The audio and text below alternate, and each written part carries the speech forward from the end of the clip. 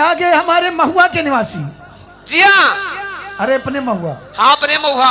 ये लड़कवा के मौसिया। अच्छा। ये 21 रुपए का पुरस्कार, भगवान उन्हें 21 रुपए से 21 लाख दे, उनके बाल बच्चे हमेशा खुशहाल रहें, पर हाँ ये पूरा सोहर होना चाहिए। लेकिन दादी ना, अरे कब राजा तू हमसे मांगे की कब नहीं कही, दीन है राजा कब नहीं कही।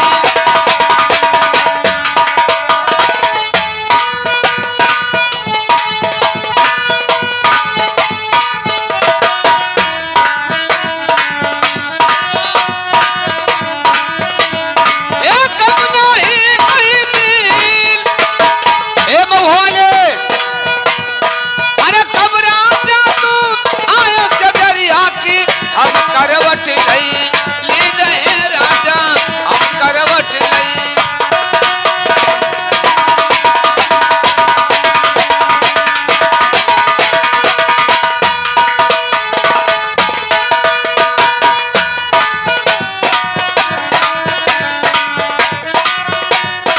अरे आए नन तो अजी घराना ही कोई बधाई हो।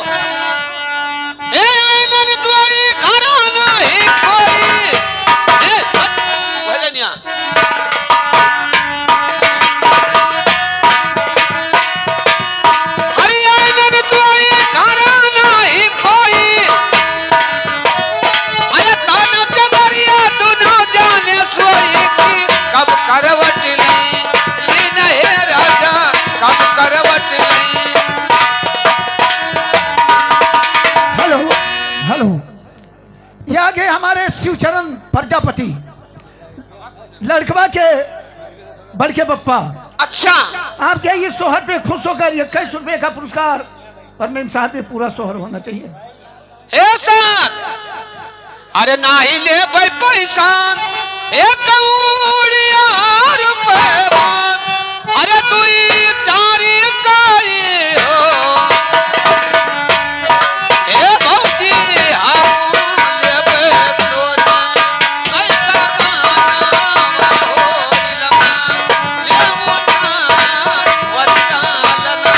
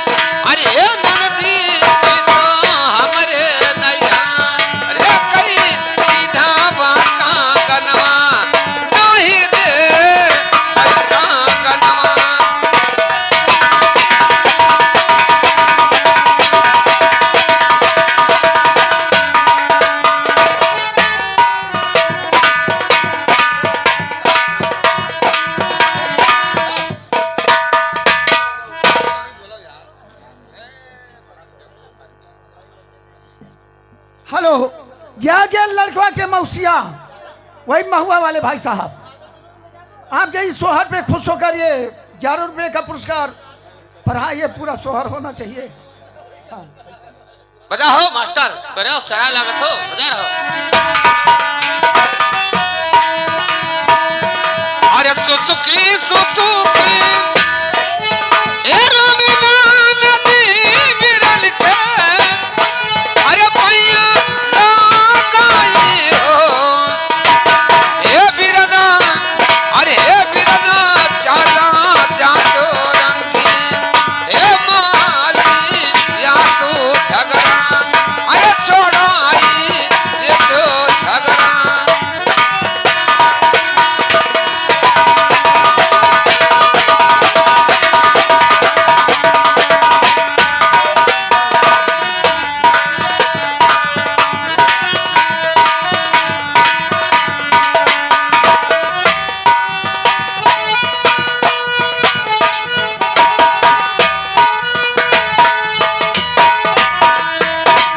अरे भीतरी महालिया ये बिरानवा रलिया का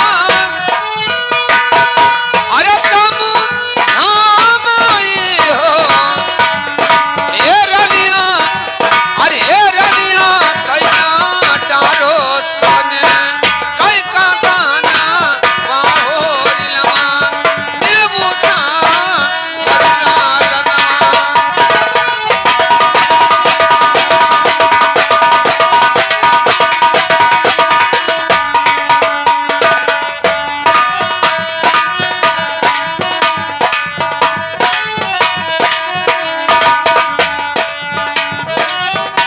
अरे लाई था